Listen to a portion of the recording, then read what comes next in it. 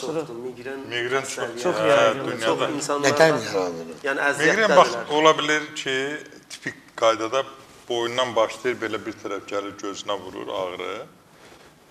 Buna boyun forması deyirlər. Ola bilər ki, ağrı gicgahdan tutur, gözə vurur. Buna gicgah forması deyirlər. Ola bilər ki, alnında olur ağrı.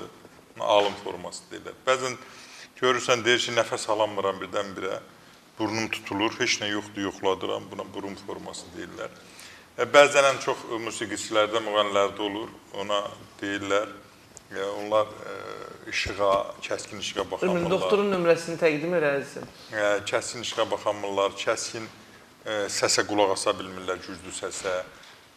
Ona auralı migren deyirlər. Migrenin yüzlərlə növü var və migren bəzən hətta ağrısız forması var. Deyir, başım sıxılır, başımda səs var, başımda gicəllənmə var. Yəni, migren özünü müxtəlif formalarda göstərir. Onun da iynə-dərmanla hələlik müalicəsi yoxdur. Mən dəhşət bir Bayaq ağrı. dediyinizdə mənim buramda olur. Mən amma düşünürdüm ki, göz təzyiqim var yəni. Yox, göz Deməli, təzyiqi. migren bəzən biz onu hiss etmədən də baş verə bilir. Göz ağrısı sinozitdən də ola bilər. Burada problemlər olur, çirklər olur. Sənə qurban.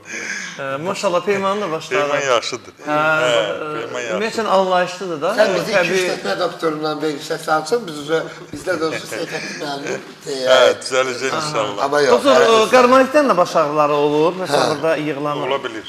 Ola bilir. Fərqi nədir? Ən çox mənim yanıma gələn insanların bir qismi deyir, məndə qaymaritdir.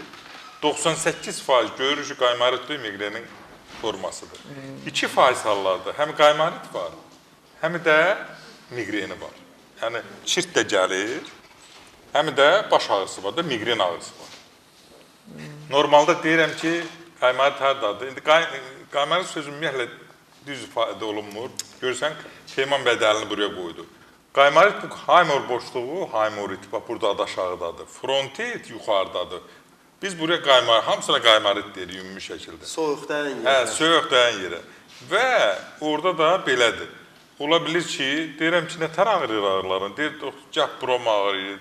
Yoxladıq, müayinədə buradadır çirk. Gah bura ağrıyır, gah keçir bu üzə. İndi çirk buradan bura keçmir axı. Ağrı keçir. Demək, orada migren də var.